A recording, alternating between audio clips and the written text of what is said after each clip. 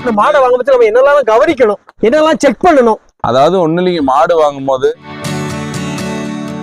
செவல மாடு செவல கிராஸ் மாடுலாம் நீங்க வெயிலுக்கு கேட்கவே தேவையில்லைங்க. அது எல்லாம் கருப்பு மாடு வாங்குறது மட்டும் தான் கொஞ்சம் உங்களுக்கு பயம். அதுக்கான விளக்கத்தையும் நான் வீடியோல கொடுத்துருக்கேன், பாருங்க. சந்தையில வந்து 20,000க்கு மாடு கிடைக்கும், 2 லட்சம் ரூபாய்க்கு மாடு கிடைக்கும், ரைட்டுங்க. வந்து வியாபாரம் ஆகாத மாடு, காட்டுல ஏதாவது கம்ப்ளைண்ட் ஆன மாடு தான் சந்தைக்கு வரும். நான் சந்தையில வாங்குறது தப்பான பொருள் நான் சொல்லல, எந்த விதத்துலயும் கேரண்டி கிடையாது. தமிழ் விவசாய சொந்தங்களுக்கு என்னோட அன்பான வணக்கத்தை தெரிவிச்சுக்கிறேன். இன்னைக்கு வந்து பாத்தீங்கன்னா செங்கல் புயல் மழையோட தாக்கம் அதிகமா இருக்குது. ஹெவியா மழையில மாடு எல்லாம் சிரமத்துலதான் இருக்குதுங்க. இங்க லோக்கல்ல சேலத்துல இருந்து ஒரு 2 பேர் வந்து வாங்கிட்டு போனாங்க. நெக்ஸ்ட் வந்து கோயம்புத்தூர்காரர் 2 மாடு பிடிச்சிட்டு போனாங்க. கன்னியாகுமரிக்காரருக்கு ஒரு 3 மாடு இன்னும் ஏத்தலைங்க, ஏத்தணும் இதுக்கு மேலதான் புக்கிங் பண்ணிருக்காங்க. ஒரு 18 மாடு கிட்ட சேல்ஸ்க்கு இருக்குது. நம்ம எல்லா மாட்டையும் இங்க எடுத்துட்டு வரல, ஏன்னா மலை மூடமா இருக்கிறதுனால எல்லாமே உள்ளே கட்டி வச்சிருக்கோம். நம்ம கிட்ட எனி டைம் வந்து பாத்தீங்கன்னா ஹெச்எஃப் கிராஸ், ஜெர்சி கிராஸ் கிடைக்கும். எனி டைம் நம்ம கிட்ட எப்பயுமே ஒரு 20 மாடு ஸ்டாக் இருந்துகிட்டே இருக்கும். ரொம்ப தூரத்துல இருந்து ஒருத்தர் மாடு வாங்க வராரு, அவங்களுக்கு நீங்க என்னென்ன வசதிகள்லாம் செஞ்சு கொடுக்கீங்க? அண்ணாச்சி, இப்ப தூரத்துல இருந்து வராங்க, பக்கத்துல இருந்து வராங்க. சில பேத்துக்கு வந்து பாத்தீங்கன்னா நம்ம தோட்டத்துல இங்க போய் வாங்கினா என்ன பெனிஃபிட், இல்ல சந்தையில வாங்கினா கம்மியா கிடைக்குமோ அப்படிங்கிறது நம்ம மக்கள் மனசுல இப்ப பொதுவாகவே அந்த கருத்தை வந்து பதிவிட்டுட்டு வராங்க. சில பேர் வந்து சந்தையில வாங்கினா கம்மியா கிடைக்குதுங்கிறதுக்காக. நான் என்ன சொல்றேன்னா, இப்ப நம்ம தோட்டத்துல வாங்கும் போது வந்து பாத்தீங்கன்னா உங்களுக்கு அனைத்து பெனிஃபிட்டும் உண்டு. இப்ப வந்து நான் வந்து காம்பு கேரண்டி கொடுப்பேன், மாட்டுல எந்த நோவு நொடி இல்லைன்றது கேரண்டி கொடுப்பேன், தீனி தண்ணி கேரண்டி கொடுப்பேன். அதாவது எந்த ஒரு தவறுகள் ஏற்பட்டாலும் அந்த தவறுக்கு நான் முழுவதுமா பொறுப்பேற்றுக்குவேன். இப்ப நீங்க இதே ஒரு சந்தையில போய் வாங்குறீங்க, வீடியோல சொல்றாங்க 25 லிட்டர் கறக்குன்ட்டு. 25 லிட்டர் கறக்குன்ற என்ன உத்தரவாதத்துல இருந்து வாங்கிட்டு போறீங்க? நாளைக்கு இதே கறக்கலன்ட்டு எவ்வளவோ பேர் அனுபவப்பட்டு என்கிட்ட வந்திருக்காங்க, பார்த்திருக்கேன். நான் இப்ப எல்லாத்தையும் சொல்லியிருக்கேன், அது சொல்ல விரும்பல. அதனால நான் என்ன சொல்றேன்னா, நீங்க தோட்டத்துக்கு வரீங்களா, காலையிலேயே கிளம்பி வாங்க. மாடு நல்லா தீனி சாப்பிடுதா, தண்ணி குடிக்குதா, எல்லாமே செக் பண்ணுங்க. காலையில இருந்து சாயங்காலம் வரைக்கும், அதாவது ஒரு 12 ஹவர்ஸ் மாடோட ஆக்டிவிட்டிஸ் என்னென்ன அதை வந்து நீங்க நேரடியாக செக் பண்ணிக்கலாம். காலையில இருந்து தண்ணி குடிக்குதான்னு பாருங்க, மேய்ச்சல்ல போடுறோம், மேய்ச்சல்ல மேய்தான்னு பாருங்க, வெயிலுக்கு இழப்பு வாங்குதான்னு செக் பண்ணுங்க. இல்ல அதுக்கு நடுவில் மாடு வந்து ஏதாவது ஓடுதா, ஒடியறதா, குணமனமா இருக்குதா, 4 காமும் சமமா இருக்கா, ஏட்டு செக் பண்ணுங்க.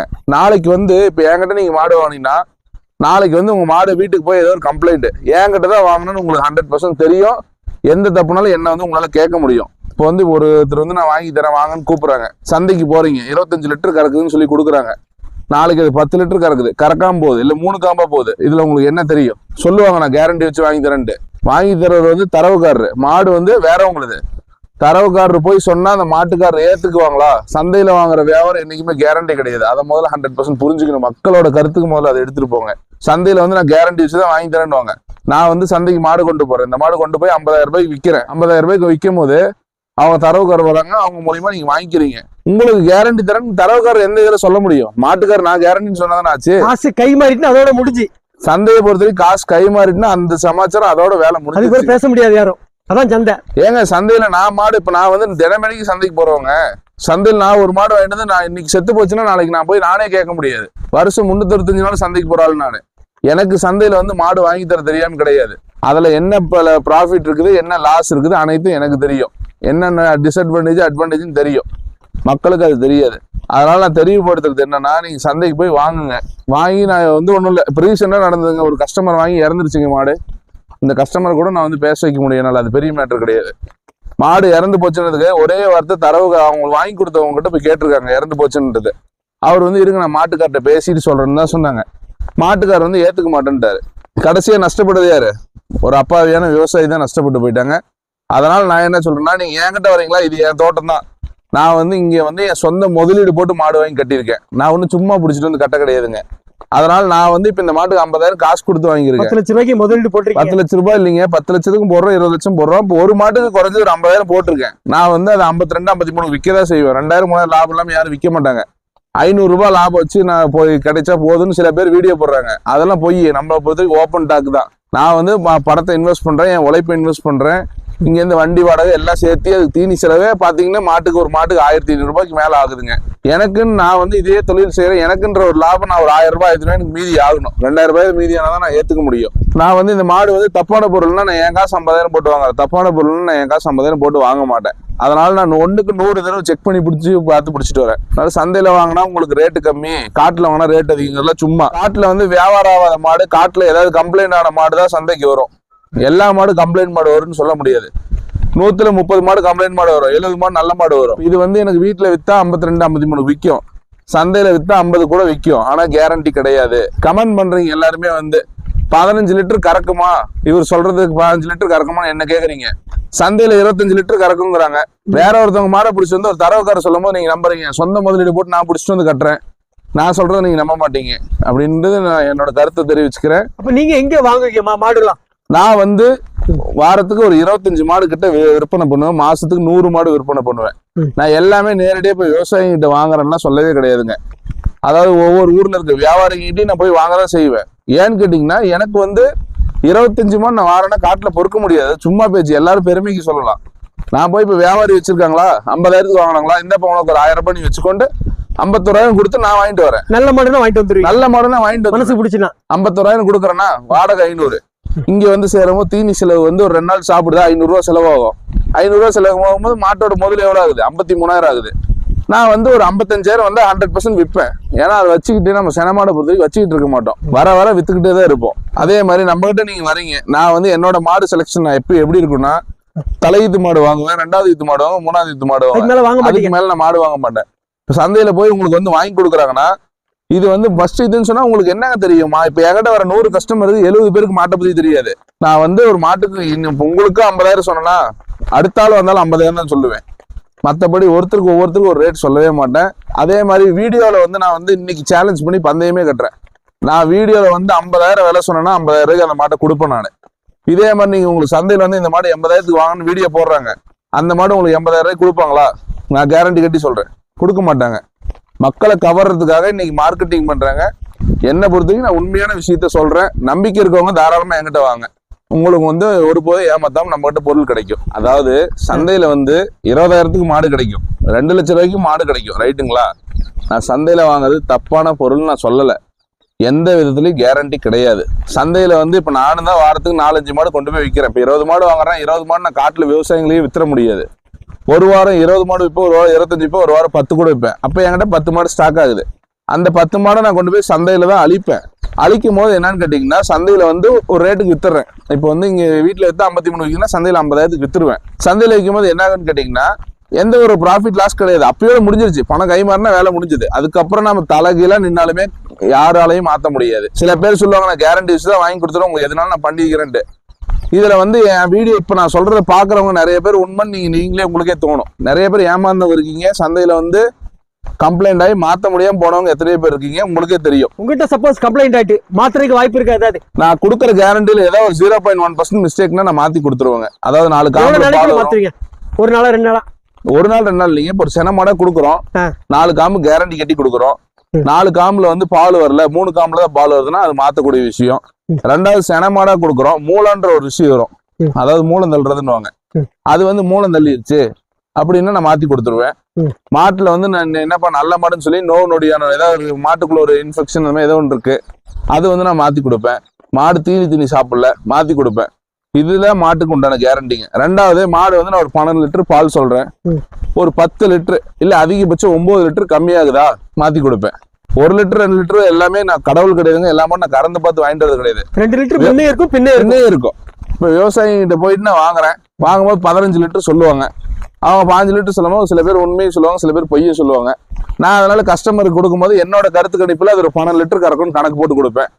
12 லிட்டர் சொல்றோம், 10 லிட்டர் வந்தாலும் சந்தோஷம் தான், 14 லிட்டர் வந்தாலும் சந்தோஷம் தான். ரொம்ப கம்மியா போனா அது வந்து யாராலையும் ஏத்துக்க முடியாது. சில மாடுகள் மாத்தி கொடுப்பேன். இதுதான் நம்மளோட உத்தரவாதம், நம்பிக்கையா இருக்கும் நம்ம கிட்ட பொறுத்த வரைக்கும் பொருள். எனக்கு மாடை பத்தி ஒண்ணுமே தெரியாது, எப்படி மாடை வாங்கினா லாபம், என்ன வகை மாடு வாங்கினா லாபம், அதோட டெக்னிக் உண்டு உங்களுக்கு தெரியும் இவ்வளவு வருஷம் அனுபவத்துல. அதாவது எப்படி வாங்கணும், மாடை வாங்கும்போது நம்ம என்னெல்லாம் கவனிக்கணும், என்னெல்லாம் செக் பண்ணணும். அதாவது ஒண்ணு இல்லைங்க, மாடு வாங்கும் போது சில இப்ப சுழிங்கிறது வந்து அழிஞ்சிருச்சுங்க, இருந்தாலும் இப்ப சுழின்னு சொல்லி போடுறாங்க, சுழி எல்லாம் பார்த்து தான் வாங்குறாங்க. அதனால மாடு வாங்கும்போது மெயினா சுழி செக் பண்ணுங்க. 1வது சுழி, சுழி. 2வது மாட்டோட வயசு வந்து தலையீத்தான் செக் பண்ணுங்க. தலையீத்து மாடு சொன்னா தலையீத்தான் நம்ம செக் பண்ணிக்கணும். அது எப்படி செக் பண்றதுன்னா, அது காம்பு அரிசி பார்க்கும்போது தெரியும். 2வது அது பல்ல பார்க்கும்போது தெரியும். 3வது வந்து மாட்டோட உருவத்தையும் அம்சத்தையும் பார்க்கும்போது அது தலையீத்து மாடுன்றது 100% தெரியுங்க. 4வது கொம்பு பார்க்கலாம். 5வது வந்து பாத்தீங்கன்னா கொரக்கடவு இருக்குதான்னு செக் பண்ணுங்க. கொரக்கடவுனா இந்த எலும்பு இருக்குது பாத்தீங்களா, இது வந்து பாதி எலும்பா இருக்குங்க, அந்த மாதிரி இருக்கக்கூடாது. முழு எலும்பா இருக்குதான்னு செக் பண்ணி பாத்துக்கணுங்க. மாடு நல்லா சரிம்மா. தீனி சாப்பிடுதா எல்லாம் செக் பண்ணிக்கணுங்க. ஆ. வெயிலுக்கு நல்லா தாங்குதா, இழப்பு வாங்குதா, ஜல்லு ஒழுக்குதா, இது பார்க்கணும். மாட்டுக்கு ஏதாவது நோவு நொடியா இருக்கா, நல்லா ஆக்டிவா இருக்குதாங்கிறத செக் பண்ணுங்க. இத்தனை விஷயம் ஒரு மாடு வாங்கும்போது நீங்க பார்த்தாதான் உங்களுக்கு வந்து சாட்டிஸ்பாக்சனா இருக்குங்க. காம்பு எப்படி செக் பண்றது? காம்பு ரொம்ப காம்பு வந்து எல்லாத்துக்கும் செக் பண்ண தெரியாதுங்க. அதுலயே அனுபவம் இருக்க ஆளுங்களுக்கு மட்டும் தான் செக் பண்ண தெரியும். சென மாட்டுல எல்லாத்துக்கும் செக் பண்ண தெரியாது. இப்ப நான் வந்து ஒரு சென மாட்டுல போய் ஒரு காம்புல போய் கை வைக்கிறேன்னா இந்த காம்பு சோட போயிருக்குதுன்னா எனக்கு தெரிஞ்சிடும். ஆனா எல்லாத்துக்கும் அது தெரியாது. இப்ப எனக்கு வந்து இந்த காம்பை பிடிச்சி நான் அழுத்தி பார்க்கும் போது எனக்கு இந்த காம்புல பால் வரும் வராதுன்னு எனக்கு தெரியும். ஆனா இது எல்லாத்தாலையும் பார்க்க முடியாது. ஒரு ஆள் நல்ல மாட்டை பத்தி தெரிஞ்சாலும் வச்சு நம்ம வாங்குறது ரொம்பவே அட்வைசபிள் தான். பெஸ்ட். இப்ப என்ன நான் கூட்டு போனீங்கன்னா ஒரு மாட்டுக்கு நீங்க தரவு நான் 500 ரூபாய் வாங்குவேன். ஒரு மாட்டுக்கு ஓப்பனான ஸ்டேட்மெண்ட் 500 ரூபாய் வாங்குவேன். ஆனா நான் வந்து அத்தனையும் செக் பண்ணி கொடுத்துருவேன். ரெண்டாவது, நீங்க 50,000 வாங்குற மாதிரி என்னால 47,000 உங்களுக்கு வாங்கி கொடுத்துட முடியும். நான் வந்து வாங்கி தர போறேன்னு சொல்ல, ஒரு மாட்டை பத்தி தெரிஞ்சாலும் வச்சோன்னா ஒரு அட்வைசபிள். ஏன்னா எல்லாம் செக் பண்ணி எடுத்துக்கலாம். இப்போ என்கிட்ட வரும்போது உங்களுக்கு நானே என் பொருள் நான் செக் பண்ணி கொடுத்துருவேன். கேரண்டி நீங்க வரலாம், தைரியமா வரலாம். நடப்பயிற்சி விடணுமா? மாடு எப்படி நடக்குதுன்னு பார்த்து ஆமா, மாடு நடப்பயிற்சி இன்னும் நேரா நடக்குதா, பெண்ட் அடிச்சு நடக்கும் சில மாடு, சில மாடு தேய்ச்சி நடக்கும். அந்த மாதிரி எல்லாம் செக் பண்ணிக்கணும். அதாவது A to Z செக் பண்ணணும். மாட்டை பத்தி தெரிஞ்சவங்களா தான் எல்லாம் பண்ணுவாங்க. சில பேருக்குலாம் தெரியாது. இப்போ ஓப்பனா சொல்றேன், என்கிட்ட வரவங்களே ஆனா நீங்க பார்த்து கொடுங்கன்னு வாங்க. என்கிட்ட இருக்கிற பொருள் எதுவுமே தப்பான பொருள் இருக்காது. ஏன்னா நான் எல்லாம் என் சொந்த காசு போட்டு வாங்கிட்டு கட்டியிருக்கேன். தப்பான பொருள் நான் வாங்கிட்டு கட்டுறதுக்கு வாய்ப்பே கிடையாது. ஏதாவது மாட்டு காய்ச்சல் இருக்குது, இந்த மாட்டுக்கு இதாகுது, இந்த மாட்டுலயே 3 காம்பு, இந்த மாதிரி நான் என் சொந்த முதலீடு போட்டு வாங்கிட்டு கட்ட போறேன். சொல்லுங்க பார்க்கலாம். என்னைக்குமே சந்தையில வாங்குறதோட ஒரு சம்சாரிக்கிட்ட டைரக்டா வந்து வாங்குறதா உங்களுக்கு என்னைக்குமே பெட்டர். சரி அண்ணாச்சி, எந்த வகை மாடுகள் நல்ல வெயில் தாங்கும்? நிறைய மாடுகள் வெயில் தாங்க மாட்டுக்குன்னு சொல்லி கம்ப்ளைண்ட். கருப்பு வெள்ளை தாங்க மாட்டேங்குது. அதாவது கருப்பு வெள்ளை வந்து தாங்க மாட்டேங்குதுன்னா இப்ப இங்க இருந்து நல்ல வெயிலான ஏரியா இது. உங்களுக்கு தெரிஞ்ச ஒரு டிஸ்ட்ரிக்ட் சொல்லுங்க பார்க்கலாம். எங்க மாவட்டம்? திருநெல்வேலி மாவட்டம். அங்க ஏரியா நல்ல வெயில் தான். உங்க ஏரியாக்குன்னு ஒரு மாடு தாங்கும். இப்ப வீடியோல என்ன பண்றாங்க, 20 லிட்டர் கறக்கும், 25 லிட்டர் கறக்கும்னு மக்கள் மனசை ஆசையை தூண்டி விட்டாங்க. அப்ப மக்கள் என்ன ஆசைப்படுறாங்க, இந்த மாட்டை ஒன்று வாங்கிட்டு போகணும்னு போறாங்க. அதாவது சேலத்துல இருக்க வேண்டிய பையன் சேலத்துல இருந்தா தான் கரெக்டா இருக்கும், தூத்துக்குடியில இருக்க வேண்டிய பையன் தூத்துக்குடியில இருந்தா தான் கரெக்டா இருக்கும். அந்த மாதிரி அந்தந்த ஊருக்கு ஏற்ற மாடு அந்தந்த ஊர்ல இருந்தா தான் கரெக்டா இருக்கும். இப்போ உங்க ஏரியாவுக்கு வந்து அழகா சொல்லணும்னா கிராஸ் மாடுங்க மெயினா செட் ஆகும். HF கிராஸ், ஜெர்சி கிராஸ் நல்லா உங்க ஏரியாவுக்கு செட் ஆகும். கிராஸ் மாடு கண்டிப்பா உங்களுக்கு அந்த மாடு நான் தரேன். நான் அந்தந்த ஏரியாவுக்கு உண்டான மாடு அவங்க வாங்கிட்டு போனா நல்லா இருக்குங்க. சுத்தமானது அங்க செட் ஆகுது. வெயிலுக்கு சுத்தமான HF வந்து செட் ஆகாதுங்க. இது வந்து பாலுக்காகவே வந்து தயாரிச்ச பிரீடு. இது வந்து பிறவியிலே வந்த மாடு கிடையாது. வளரணும். இது வந்து எப்படி சொல்றது, இது வந்து பிராய்லர் கோழி மாதிரி. இதோட இவ்வளவு டெம்பரேச்சர்ல இது வாழணும். ஆமா, இது வந்து பாத்தீங்கன்னா ஒரு பிராய்லர் கோழி மாதிரி தான் HFங்கிறது. எப்படி பிராய்லர் நாட்டுக்கோழி எப்படி தாங்கும், பிராய்லர் கோழி எப்படி தாங்கும், ரெண்டுக்கு வித்தியாசம் இருக்கு. அதே மாதிரிதான், அதேதான் கான்செப்ட். இது வந்து உருவாக்கப்பட்ட பிரீடு. ஜெர்சி கிராஸ்ல உருவான பிரீடு. ஆனா மெயினா அந்த காலத்துல இருந்து மாடுன்னு வந்தது நாட்டு மாடு தான். அதுல செம்மண் எடுத்துதான் அப்படி இப்படி மாத்தி தான் ஒவ்வொரு பிரீடா ஜெர்சி கிராஸ் அந்த கிராஸ்ன்னு வந்ததுங்க. புரியுதுங்களா? இதெல்லாம் உருவாக்கப்பட்ட பிரீடு. சரி, இளைஞர்கள் பண்ண தொடங்கி சக்சஸ் ஜெயிக்கலாம். ஒரு 10 மாடு வளர்த்து 50,000 1 லட்சம் பார்க்கலாமா? சம்பாதிக்கலாங்க. கரெக்டான முறையில பண்ணணும். அதாவது மாட்டு தொழிலை பொறுத்த வரைக்கும் வேலை செய்ய பயப்படக்கூடாது. நான் வந்து துணிச்சலா நான் உழைப்பேன் அப்படின்னு நம்பிக்கை இருக்கவங்க தாராளமா இந்த ஃபீல்டுக்கு வரலாம். ரெண்டாவது வந்து இது வந்து உங்களை ஏமாத்தாது. இந்த ஃபீல்டை பொறுத்த வரைக்கும் கரெக்டா பண்ணீங்கன்னா முறையான லாபம் உண்டு. 10 மாடு வச்சிருந்தீங்கன்னா மாசத்துக்கு 1,20,000 ரூபாய் உங்களுக்கு அமௌண்ட் உண்டு. அந்த 1,20,000 ரூபாயில ஒரு 50 to 55,000 ரூபாய் உங்களுக்கு மாசம்னா மாட்டுக்கு செலவாயிரும். உங்களுக்கு மாசம்னா 100% சொல்றேன் 60,000 ரூபாய் வருமானம் உண்டு. நீங்க ஒருத்தட்ட போய் வேலை செய்யறதுக்கு ஒரு மாட்டு பண்ண வச்சு சக்சஸ்ஃபுல்லா ரன் பண்ணலாம். உங்க இடத்துல உங்க ஓன் டைம்ல நீங்க ஒர்க் பண்ணலாங்க. சிலர் வந்து சொல்றாங்க குடும்பமா போய் செஞ்சாதான் சக்சஸ், மற்றபடி வேலையால போட்டு செஞ்சா சக்சஸ் இல்ல அப்படிங்காங்க. நம்ம ஆரம்பத்துல எப்படி செய்யணும்? வேலையால போட்டு செஞ்சீங்கன்னா இப்ப நானே வந்து சொல்றதுக்கு என்னங்க, இப்ப 20 மாடு வச்சிருக்கேன். 20 மாடு என்ன ஒரு ஆளே என்னால புடிச்சு கட்ட முடியாது. என்னால வேலை செய்ய முடியாதுன்னு கிடையாதுங்க. நான் வந்து காட்டுல மாடு கூப்பிட்டாங்கன்னா அங்க வாங்குறதுக்கு ஓடிதான் ஆகணும். அப்ப இங்க மாடு வந்து பாத்துக்கிறதுக்கு எனக்கு கம்பல்சரி ஒரு ஆள் தேவைப்படுது. ஒரு தம்பி இருக்காப்புல பாத்துக்கிறாப்புல. ஆனா நான் இருந்து பாத்துக்கிறதுக்கும் அவர் இருந்து பாத்துக்கிறதுக்கும் வித்தியாசம் இருக்கு. நான் என் பொருள் மாடு பசி தாங்கதான்னு பாப்பேன், மாட்டு காய்ச்சல் வந்துருச்சான்னு பாப்பேன், என்ன ஏதுன்னு பார்க்கும்போது நான் கண்டுபிடிப்பேன். அவரு அப்படி பண்ண மாட்டாரு. ஒரு பச்சை பிள்ளை புடிச்சு கட்டுவாரு. ரோபோட் என்ன வேலை செய்யுமோ அந்த வேலையை செய்வாப்புல. அதுதான் விஷயம். சொந்த ஆள் செய்யறதுக்கும் இன்னொரு ஆள் செய்யறதுக்கும் விஷயம் இதுதானுங்க. நான் ஒரு நல்லா பாத்துக்கலன்னு சொல்லிங்க, ஒரு எடுத்துக்காட்டு சொல்றேன். 6 மணி டைம் முடிச்சுட்டு அவங்க வேலை முடிச்சு. ஆமா, அதே மாதிரி நிப்பாங்க. மாடு வந்து கண்ணு போடுதுங்க, நைட் நடுராத்திரி கண்ணு போடுது. நம்ம 8 மணி வரைக்கும் வேலை செஞ்சிட்டோம், இதுக்கு மேல செய்ய மாட்டோம்னு சொல்றவங்க இருக்காங்க எத்தனையோ பேரு. வந்து பொறுத்த வரைக்கும் இப்ப ஒரு மாடு கண்ணு போட்டுச்சு, அது நஞ்சு கொடி போடுற வரைக்கும் நம்ம மாட்டு பக்கத்துல தாங்க இருக்கணும். அது நஞ்சு கொடி போடுற வரைக்கும் நம்ம மாட்டு பக்கத்துல இருந்து பார்த்தா மட்டும்தான் எல்லாமே கரெக்டா இருக்கு, நடக்கும் சக்சஸ். நாம் பாட்டுக்கு இப்போ அதாவது முடிஞ்ச அளவுக்கு நம்ம சுயமா வந்து எல்லா வேலையும் செய்யறது பெஸ்ட்டுங்க. மாட்டு தொழில் பொறுத்த வரைக்கும் ஒன்றும் தப்பான தொழில் இல்லைங்க. விவசாயம் வந்து இப்போ வளர்ந்து வந்துட்டு தான் இருக்குது, அழிஞ்சு போகலைங்க. அதனால எல்லாருமே நீங்க தாராளமா மாட்டு தொழில் தேர்ந்தெடுத்தீங்கன்னா வாங்க, ஐடியா தெரியலனாலும் கேளுங்க சொல்றேன். அண்ணாச்சி இந்த மாடு வந்து HF ஒரிஜினல் பிரீடுங்க, தலையீட்டு மாடு, சுழி சுத்தமான மாடு, பல் 2 பல்லு மாடு, நல்லா படா சைஸ் மாடு, பார்க்கும் போதே தெரியும் நல்ல குவாலிட்டி பிரீடு. இந்த மாட்டோட விற்பனையில வந்து 77,000 சொல்றேன், முன்ன பின்ன அனுசரிச்சு கொடுத்துடலாம்.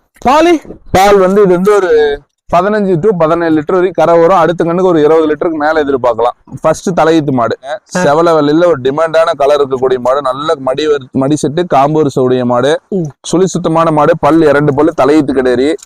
இது வந்து தலையீத்துலயே ஒரு 13 to 15 லிட்டர் கறவை எதிர்பார்க்கலாம். இதோட விற்பனை விலை வந்து 65,000 சொல்றேன், முன்ன பின்ன அனுசரிச்சு கொடுத்துடலாம். கண்ணு போடுக்கு நீ எவ்வளவு நாள் இருக்கு? கண்ணு போட வந்து இன்னும் ஒரு 10 நாள் அதிகபட்சம் பிடிக்குங்க. என்ன ரகம் இது? இது வந்து ஜெர்சி கிராஸ், சிவாஜி HF கூட இது சொல்லாங்க. இதுவும் HF தலையீத்து கிராஸ் மாடு, இது பேர் HF கிராஸ்ன்னு சொல்லுவாங்க. அதோட காம்பு வரிசை பாருங்க, ஈத்து மாட்டுக்கு இருக்கிற மாதிரி காம்பு இருக்குதுங்க. நல்ல சுழி சுத்தமான மாடு. இதோட பல்லுன்னு பாத்தீங்கன்னா 4 பல்லு. இது தலையீத்துக்கே ஒரு 17 to 18 லிட்டர் கறக்குங்க. மாடு வந்து நல்ல படா சைஸ் மாடு, ரெட்டை முதுகு மாடுன்னு இது சொல்லுவாங்க. நல்ல சுழி சுத்தம். இந்த மாட்டோட விற்பனை விலை வந்து 77,000 சொல்றேன், முன்ன பின்ன அனுசரிச்சு கொடுத்துடலாம். தேவைங்கிற ஸ்கிரீன்ல இருக்க நம்பருக்கு கால் பண்ணுங்க. இது பண்ண வளர்ப்புக்கு செட் ஆகுமா இல்லன்னா? இது பண்ண வளர்ப்புக்கு செட் ஆகும், மேய்ச்சல் வளர்ப்புக்கு செட் ஆகும். கிராஸ் மாடு தான், ஒன்னும் பிரச்சனை இல்லை. HF கிராஸ் தாங்க. பட் ஆனா இது வந்து பாத்தீங்கன்னா ஒரு 30% HF, 70% ஜெர்சி கலந்த மாடு. இது வந்து 2ஆம் ஈத்து 6 பல்லுக்கு சனையா இருக்குதுங்க. சுழி சுத்தமான மாடு. இதோட பாலுன்னு பாத்தீங்கன்னா ஒரு 18 லிட்டர் கேரண்டி கொடுத்தே கொடுக்கலாம் யாருக்கா இருந்தாலும். மாடு சரியான ஹைட் வெயிட்ல இருக்கும், நல்ல நீரோட்டத்துல இருக்குது. இந்த மாட்டோட விற்பனை விலை வந்து பாத்தீங்கன்னா 74,000 சொல்லுது, முன்ன பின்ன அனுசரிச்சு கொடுத்துடலாம். நல்ல பெரிய மாடு, நல்ல குவாலிட்டியான மாடு. யார் வேணுமோ சொல்லுங்க, எடுத்துக்கலாம். எல்லா ஒரு கிளைமேட்டும் தாங்கக்கூடிய மாடுங்க. குணத்துக்கு எப்படி இருக்கும்? குணத்தெல்லாம் அருமையா இருக்குங்க. HF மாடு பொறுத்து குணத்தை செக் பண்ணுன்றது அவசியமே இல்லைங்க. கண்ணு போட எவ்வளவு நாள் இருக்கும்? கண்ணு போட இன்னும் 10 நாள் டைம் பிடிக்கும் அண்ணாச்சி. இப்பயே நல்லா மடி எடுத்துருக்குது, இன்னும் மடி எடுக்குங்க. பாத்தீங்கன்னா இது வந்து ரெட் இன்ல ஒயிட் மிக்சிங் மாடு. எல்லாரும் ரொம்ப நாளா கேட்டுட்டு இருக்காங்க இந்த கலர். இது நானும் ரொம்ப தேடி பாக்குறேன், இந்த கலரே கிடைக்கல. இது வந்து 6 பல்லுக்கு 2ஆம் ஈத்துக்கு சனையா இருக்குது. ஒரு 15 லிட்டர் கறவை கேரண்டி கொடுத்துடலாம். சுழி சுத்தமான மாடு, பல்லு வந்து 6 பல்லு, நல்ல குவாலிட்டியான பிரீடு. இந்த மாடு நல்ல நீட்ட போக்கு, நல்ல ஹைட் வெயிட்ல இருக்குது. 5 லிட்டர் பால் கேரண்டி. இந்த மாட்டோட பிரைஸ் வந்து பாத்தீங்கன்னா 63,000 சொல்லுது, முன்ன பின்ன அனுசரிச்சு கொடுத்துடலாம். ரெட் இன் கலர்ன்றதே ரொம்ப டிமாண்டான கலருங்க. எல்லாரும் இதுல எதிர்பார்க்கறாங்க, இந்த கலர் கேட்டுக்கிட்டே இருக்காங்க ரொம்ப நாளா. எல்லா ஊருக்கும் செட் ஆகுமா? எல்லா ஊருக்கும் 101% செட் ஆகும். நான் இந்த செட் ஆகும்னு சொல்லிதான் கொடுப்பேங்க. வியாபார நோக்கத்துக்காக நம்ம இந்த ஊருக்கு செட் ஆகாத ஊருக்குலாம் கொடுத்து பண்ண மாட்டோம். நம்மளை பொறுத்தவரைக்கும் என்னைக்கு வியாபாரம் ஜெனினா இருக்குங்க. செவலையில தலையீத்து 4 பல்லுங்க, சுழி சுத்தமான மாடு, நல்ல மடி செட்டு. தலையீத்துலயே வந்து ஒரு 10 to 12 லிட்டர் கறவை எதிர்பார்க்கலாம். மாடு நல்ல பேக் வெயிட் உடைய மாடு, நல்ல குவாலிட்டியான பிரீடுங்க. மாட்டோட விற்பனை விலைன்னு பாத்தீங்கன்னா 57,000 சொல்றேன், முன்ன பின்ன அனுசரிச்சு கொடுத்துடலாம். சுழி சுத்தமான மாடு, ஜெர்சி கிராஸ் மாடுங்க. இது வந்து பால் வந்து பாத்தீங்கன்னா ஒரு 10 to 12 லிட்டர் வருங்க தலைச்சனுக்கு. காம்பு எப்படி இருக்கு? காம்பு பாருங்க எப்படி இருக்குன்னு, ஒரு அடிக்கு ஒரு காம்பு இருக்குது பாருங்க. நல்ல குவாலிட்டியான பிரீடுங்க. எத்தனை நாள் கண்ணு போடும்? இது கண்ணு போட ஒரு 10 to 12 நாள் டைம் பிடிக்குங்க. அண்ணாச்சி இந்த மாடு வந்து பல் போடாத தலையீத்து சின மாடுங்க, சுழி சுத்தமான மாடு. மாடு வந்து பாத்தீங்கன்னா கண்ணின ஒரு 15 நாள் டைம் பிடிக்கும். நல்ல குவாலிட்டியான பிரீடு. இன்னும் பல்லே போடலைங்க. இன்னும் 10 கண்ணுக்கு வச்சுக்கலாங்க. பல் வைக்காத கிடைக்கிறீங்கனால இன்னும் 10 கண்ணுக்கு தாராளமா வச்சுக்கலாம். இதோட விற்பனை விலை வந்து ரூபாய் 57,000 சொல்றேன், முன்ன பின்ன அனுசரிச்சு கொடுத்துடலாங்க. இது கண்ணு என்னன்னா பால் வந்து இது ஒரு 10 to 12 லிட்டர் கரை வருது. இது 2000-3000 எப்படி எவ்வளவு வரும்? 2000-3000 ஒரு 15 லிட்டருக்கு கிட்ட அடிக்குங்க. சாதாரணமா அடிக்குங்க. மாடு நல்ல குவாலிட்டி இருக்குதுங்க, சைனிங் இருக்குது. வெயிலுக்கு தாராளமா தாங்க. செவல மாடு, செவல கிராஸ் மாடுலாம் நீங்க வெயிலுக்கு கேட்கவே தேவையில்லைங்க. அது எல்லாம் அடாப்ட் ஆகும். ஆமா, கருப்பு மாடு வாங்குறது மட்டும் தான் கொஞ்சம் உங்களுக்கு பயம். அதுக்கான விளக்கத்தையும் நான் வீடியோல கொடுத்துருக்கேன், பாருங்க.